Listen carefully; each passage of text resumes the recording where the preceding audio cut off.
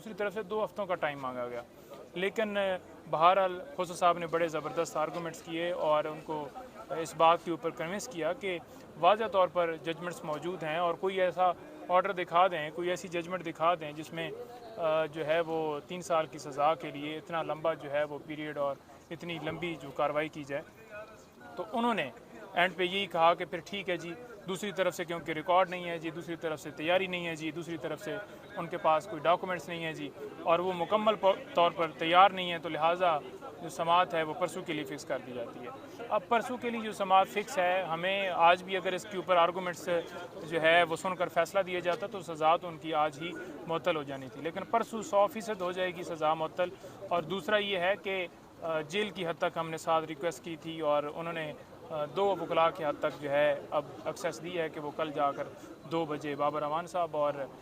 खोसा साहब जाकर मिलेंगे। कानून तो वाज़ह है उसके अंदर कि आप हफ्ते के अंदर 6 दिन मुलाकात जो है कर सकते हैं और एक दिन में 6 वकला मिल सकते हैं, लेकिन जेल मैनुअल के मुताबिक भी आगे से डील नहीं किया जा रहा। आज बेसिकली हमें इस तरफ पुश कर रहे थे कि खान साहब की बेल हो, हमारी एक्सेस की हद तक इतना ज़्यादा पुश नहीं था क्योंकि हम ये एक्सपेक्ट कर रहे थे कि आज खान साहब की ज़मानत होगी और खान साहब बाहर आएंगे, लेकिन अब कोर्ट ने फैसला करना है। उन्होंने ये मुनासिब समझा कि अब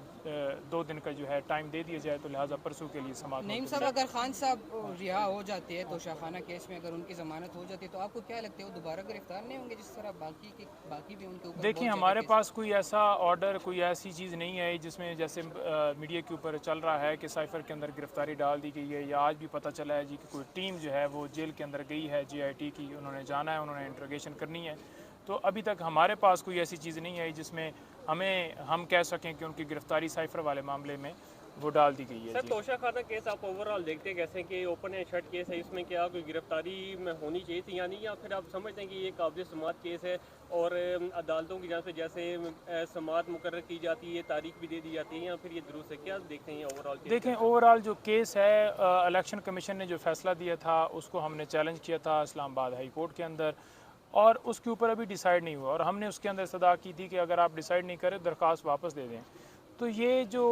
ट्रायल चला है, ये जो कंप्लेंट चली है, ये तो उस फैसले के ऊपर, अगर जो फैसले को हमने चैलेंज किया था उसके ऊपर अगर पटिशन के ऊपर फैसला आ जाता तो ये सारा ट्रायल ही ना होता। और अगर ये मेंटेनेबिलिटी के हवाले से क्वेश्चन हमारा